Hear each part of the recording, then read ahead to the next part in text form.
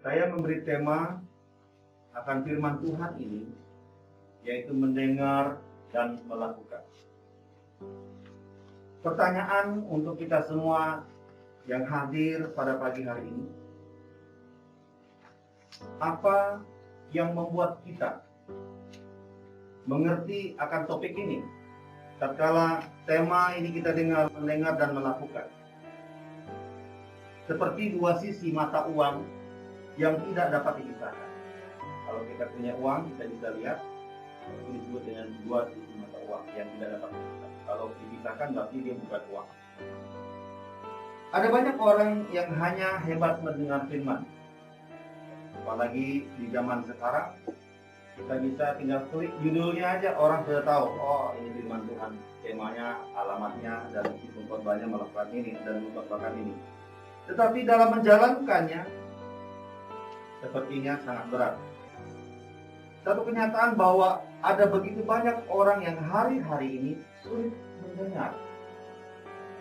Dan tidak jarang ada keluarga atau rumah tangga pasangan suami istri yang mengalami disharmonisasi disebabkan adanya pasangan yang sulit untuk mendengar. Sehingga mendengar itu penting, Bapak Ibu Saudara. Mendengar itu penting bagi kita. Katakan dalam Markus pasal 4 ayat 23. Barang siapa mempunyai telinga untuk mendengar, hendaklah ia mendengar.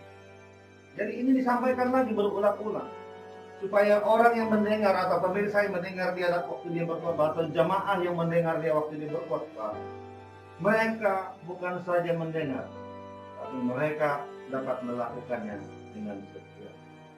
Sehingga ya perlu sekali-kali kita memeriksa telinga kita ini, supaya jangan sampai kita tidak bisa mendengar hal-hal yang prinsip dalam hidup kita.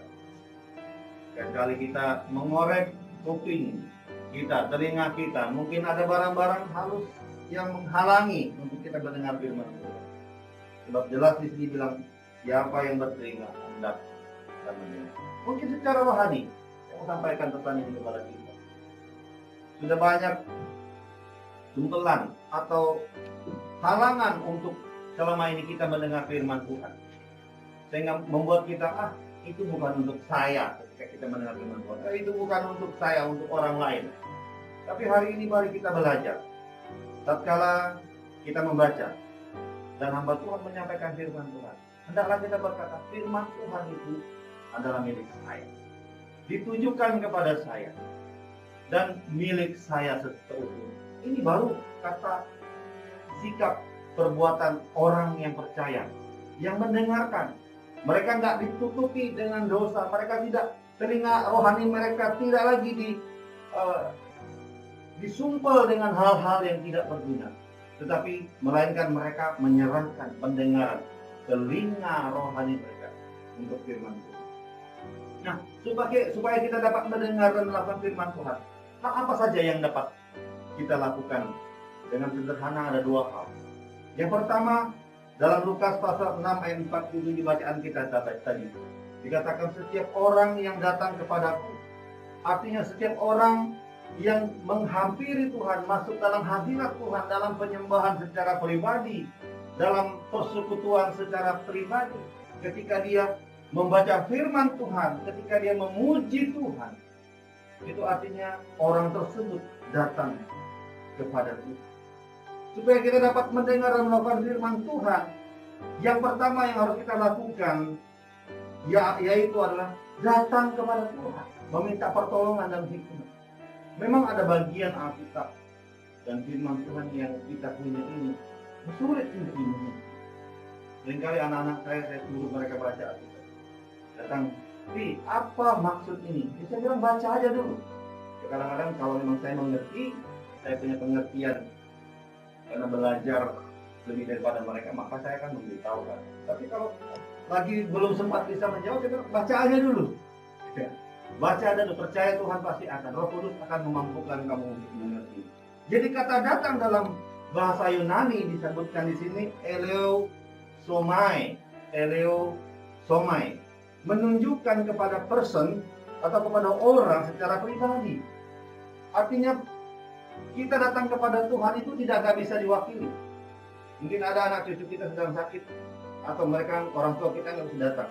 Lalu kita datang kepada Tuhan. Saya datang kepada Tuhan mewakili bapak saya, mewakili orang tua saya yang sudah meninggal, atau mewakili saudara-saudara saya yang tidak mau bergereja. Tidak bisa. Dan firman Tuhan itu kita bisa baca setiap saat. Bukan saja pada hari Minggu kita baru baca firman Tuhan. Setiap saat. Di handphone kita ada, di laptop kita ada, di media-media sosial ada. Ada banyak orang mengubah status dengan menuliskan firman Tuhan. Baca. Dan apa yang mau Tuhan maksudkan kepada kita? Tentunya bisa menggunakan segala media. Yang harus dilakukan adalah firman Tuhan yang kita dengar, yang kita baca setiap hari, supaya kita menjadi anak-anak Tuhan yang punya komunikasi dan relasi dengan Bapa di surga. Apa manfaatnya, Bapak? Firman Tuhan itu banyak manfaatnya, Bapak dan Saudara. Yang pertama, menjadi orang bijaksana.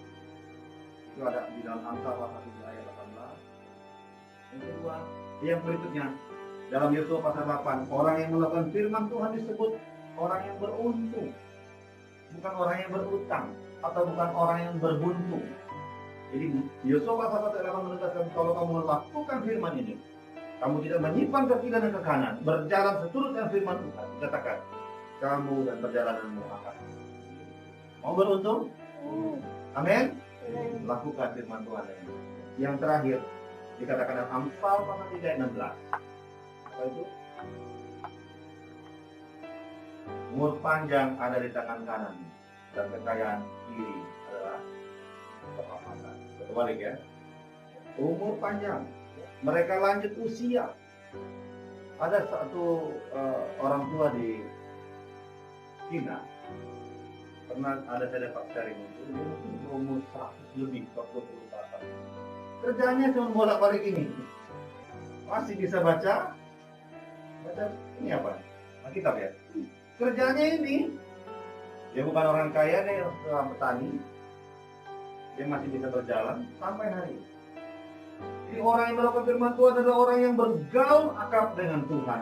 Yang berikut yang terakhir adalah orang yang mendengar dan melakukan firman Allah adalah tanda orang yang